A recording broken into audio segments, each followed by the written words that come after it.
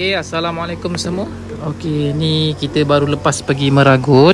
Okey, so walaupun kita dah lepaskan pergi meragut, kita tetap bagi juga makan dekat kandang. Okey, sebab apa? Sebab kita nak pastikanlah sumber nutrisi harian dia cukup. Yang kedua, kita nak biasakan habit dia. Okey, maknanya lepas dia meragut, dia mesti kena balik. Sebab apa? Sebab kat rumah ada makanan lagi. Jadi dia dah tahu jadual. Okey, dan dia pun balik mesti dia dah tahu sebab apa dia kena balik. Okey, sebab apa? Sebab dia dapat makanan lagi. Okey, jadi itu boleh jadi kita punya kambing ni lagi disiplin lah. Okey, yang korang tengok ni kita tengah bagi silage dan juga ampas soya. Okey, kita gaulkan sekali supaya semua dapat rasa. Okey, tapi tak macam biasalah, kurang sikit.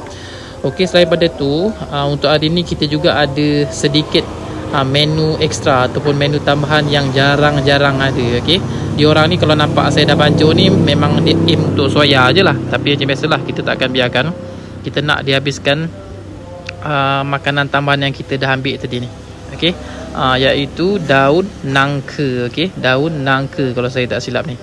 Okey, kita dah ambil batang tu, tapi kita dah jemur dululah tadi supaya kandungan getahnya kurang. Okey, so baru senanglah kita boleh makan tak kembung. Okey, so kita jumpa untuk next video lepas ni. Okey, ciao.